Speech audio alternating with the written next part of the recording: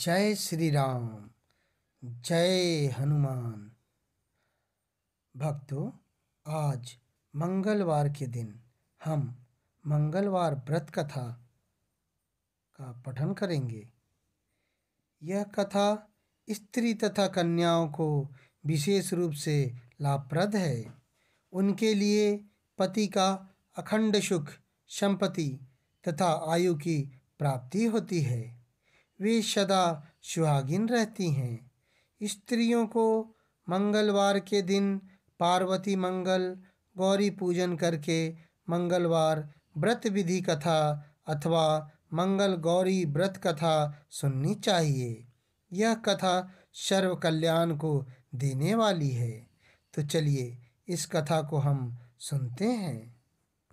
एक बार नैमिषारण्य तीर्थ में 88,000 मुनि एकत्र होकर सूत जी से पूछने लगे, हे महामुने, आपने हमें अनेक पुराणों की कथाएं सुनाई हैं। अब कृपा करके हमें ऐसा व्रत और उसकी कथा बताएं जिसके करने से संतान की प्राप्ति हो तथा मनुष्यों के रोग, शोक, अग्नि, सर्प दुख आदि का भय दूर हो। कलयुग में सभी जीवों की आयु बहुत कम है। इस पर यदि उन्हें रोग, चिंता के कष्ट लगे रहेंगे तो फिर वे श्री हरि के चरणों में अपना ध्यान कैसे लगा सकेंगे। श्री सूत जी ने कहा, हे मुनियों, एक बार युधिष्ठिर ने भी भगवान श्री कृष्ण से लोक कल्याण के लिए यही प्रश्न किया था। भगवान श्री कृष्ण और युधिष्ठिर का संवाद मैं आपके समक्ष कहता हूँ, ध्यान देकर सुने। एक बार हस्तिनापुर की राजसभा में योगी राज श्री कृष्ण बैठे हुए थे। तब युधिष्ठिर ने भगवान श्री कृष्ण से प्रश्न किया, हे प्रभु नंद नंदन गोविंद, आपने मुझे अनेक कथाएं सुनाई हैं। आज कृपा कर कोई ऐसा व्रत या कथा सुनाएं जिसके करने से मनुष्य रोग, चिंता तथा भय से मुक्त हो तथा उसे पुत्र की प्राप्ति हो। हे प्रभु, बिना पुत्र मनुष्य का जीवन व्यर्थ है, क्योंकि वह नरकगामी होता है। पुत्र के बिना मनुष्य पितृ ऋण से भी छुटकारा नहीं पा सकता। उसके पितर पितृलोक में अतृप्त रहते हैं। अतः पुत्रदायक व्रत बतलाएं। भगवान श्री कृष्ण ने कहा, हे राजन, मैं एक प्राचीन इतिहास सुनाता हूँ, आप उसे ध्यानपूर्वक सुने। कुंडलपुर नामक एक नगर में नंदा नामक एक बुद्धिमान ब्राह्मण रहता था। उसका गुजारा जैसे तैसे चल ही जाता था, परंतु वह बहुत दुखी रहता था क्योंकि उसके कोई संतान नहीं थी। उसकी पत्नी सुनंदा पतिव्रता थी। वह भक्ति पूर्वक श्री हनुमान जी की आराधना करती थी। मंगलवार के दिन व्रत करके अंत में भोजन बनाकर हनुमान जी को भोग लगाने के बाद स्वयं भोजन करती थी। एक मंगलवार को गृह कार्य भी अधिकता के कारण वह हनुमान जी को भोग न लगा सकी। इस पर उसे बहुत दुख हुआ। उसने स्वयं भी भोजन नहीं किया।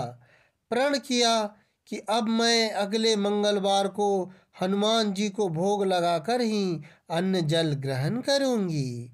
6 दिन तक ब्राह्मणी सुनंदा अपने प्रण के अनुसार भूखी प्यासी और निराहार रही, परंतु 7वें दिन मंगलवार को वह प्रातःकाल ही बेहोश होकर गिर पड़ी। सुनंदा की इस असीम भक्ति से श्री हनुमान जी बहुत प्रसन्न हुए और उसके सम्मुख प्रकट होकर बोले, सुनंदा, मैं तेरी भक्ति से बहुत प्रसन्न हूँ, तू उठ और वर मांग। सुनंदा अपने आराध्य देव श्री हनुमान जी को अपने समक्ष पाकर आनंद से विह्वल हो उनके चरणों में गिर पड़ी और बोली, हे प्रभु, मेरे कोई संतान नहीं है, कृपया करके मुझे संतान प्रदान करें। श्री हनुमान जी ने कहा, तेरी इच्छा पूर्ण होगी। तेरे यहाँ एक कन्या उत्पन्न होगी, उसके अष्टांग प्रतिदिन सोना दिया करेंगे। इस प्रकार वर देकर श्री हनुमान जी अंतर्ध्यान हो गए। ब्राह्मणी सुनंदा बहुत हर्षित हुई। उसने यह समाचार अपने पति से जाकर कहा। ब्रह्मदेव कन्या का वरदान सुनकर पहले तो दुखी हुए, परंतु सोना मिलने की बात सुनी तो वो बहुत प्रसन्न हो उठे। विचार किया कि ऐसी कन्या के साथ मेरी निर्धनता भी समाप्त हो जाएगी। श्री हनुमान जी की कृपा से ब्राह्मणी ने एक सुंदर कन्या को जन्म दिया। 10वें दिन ब्राह्मण ने उस बालिका का नाम कर संस्कार कराया। उसके कुल पुरोहित ने उस बालिका का नाम रत्नबाला रखा। कन्या ने पूर्व जन्म में विधि विधान से मंगल देव का व्रत किया था। उसके पुण्यों के फलस्वरूप रत्नबाला का अष्टांग प्रतिदिन बहुत सा सोना देता था। उस सोने ने से नंदा ब्राह्मण बहुत धनवान हो गया। ब्राह्मणी सुनंदा भी बहुत अभिमानी हो गई। रत्नबाला जब 10 वर्ष की हो गई तो एक दिन सुनंदा ने नंदा ब्राह्मण से कहा, मेरी पुतनी रत्नबाला विवाह योग्य हो गई है, अतः कोई सुंदर तथा योग्य वर देखकर उसका विवाह कर दें। यह सुनकर नंदा ब्राह्मण बोला, अभी तो रत्नबाला बहुत छोटी है, अभी से क्यों परेशान होती हो। तब ब्राह्मणी ने कहा, हे पतिदेव, रजस्वला का दान देने वाले माता पिता को घोर नरक की प्राप्ति होती है। इस पर नंदा ब्राह्मण ने कहा, अभी तो रत्नबाला केवल 10 वर्ष की ही है, मैंने तो 16-16 साल की कन्याओं के विवाह कराए हैं, अभी जल्दी क्या है। ब्राह्मणी सुनंदा ने कहा, आप ये सारे तर्क लोभ के कारण दे रहे हैं, आपको तो शास्त्रों के आदेश का पालन करना चाहिए। नंदा ब्राह्मण के पास अपनी पत्नी की बात का जवाब न था। वह बोले, ठीक है, मैं कल योग्य वर की तलाश में अपना दूत भेज दूंगा। दान भी तो सुपात्र को ही दिया जाता है। दूसरे दिन ब्राह्मण ने दूत को बुलाया और उसे बेटी के लिए योग्य वर तलाशने की आज्ञा दी। दूत स्वामी की आज्ञा पाकर वर खोजने के लिए चल पड़ा। अनेक नगर घूमने के बाद उसने पंपई नगर में एक सुंदर ब्राह्मण युवक को देखा जिसका नाम सोमेश्वर था। वह बहुत गुणवान था। दूत ने इस सुंदर व गुणवान ब्राह्मण पुत्र के बारे में अपने स्वामी को पूर्ण विवरण दिया। ब्राह्मण नंदा को भी सोमेश्वर अच्छा लगा और फिर एक शुभ मुहूर्त में विधि पूर्वक सोमेश्वर को कन्या का दान करके ब्राह्मण ब्राह्मणी संतुष्ट हो गए। लोभी ब्राह्मण नंदा ने रत्नबाला का कन्यादान तो कर दिया था, परंतु वह बहुत खिन्न था। उसने विचार किया कि रत्नबाला अब ससुराल चली जाएगी, इससे जो सोना मुझे मिलता है वह आगे नहीं मिलेगा। मेरे पास जो धन था कुछ तो इसके विवाह में खर्च हो गया और जो शेष बचा है वह भी कुछ दिन के पश्चात समाप्त हो जाएगा। उसने विचार किया कि अब कोई ऐसा उपाय करूं कि रत्नबाला मेरे घर में ही बनी रहे। आखिर उसने एक क्रूर निर्णय ले लिया। उसने विचार किया कि जब रत्नबाला का पति सोमेश्वर उसे अपने घर वापस लेने जा रहा होगा तो वह मार्ग में उसका वध करवा देगा और अपनी पुत्री को अपने घर वापस ले आएगा, जिससे नियमित रूप से उसे सोना भी मिलता रहेगा और समाज की नज़र से भी वह बच जाएगा। प्रातः काल हुआ। नंदा और सुनंदा ने अपने जामाता तथा पुत्री को बहुत सारा धन देकर विदा किया। सोमेश्वर अपनी पत्नी रत्नबाला को लेकर अपने नगर की तरफ चल दिया। ब्राह्मण नंदा ने क्रूर निर्णयों को कार्य रूप देने के लिए अपने दूत को मार्ग में अपने जमाई का वध करने के लिए पहले से ही भेज दिया था। दूत मार्ग में ही छिपकर बैठ गया और जैसे ही सोमेश्वर उसके छिपे स्थान पर पहुंचा, ब्राह्मण दूत ने स्वामी की आज्ञा का पालन करते हुए सोमेश्वर का वध कर दिया और यह समाचार ब्राह्मण तक भी पहुंचा दिया। अपने जामाता के वध का समाचार सुनकर नंदा ब्राह्मण अपनी पत्नी के साथ वहां पहुंचा जहां यह जघन्य कार्य हुआ था और रुदन करती हुई अपनी पुत्री से बोला, पुत्री, लुटेरों ने ऐसा अनर्थ करते हुए कुछ नहीं सोचा। भगवान की यह कैसी इच्छा थी, लेकिन भगवान की इच्छा के आगे किसी का कोई वश नहीं चलता। अब तू घर चल, जो भाग्य में लिखा है वही होता है। अपने पति की मृत्यु से रत्नबाला बहुत दुखी हुई।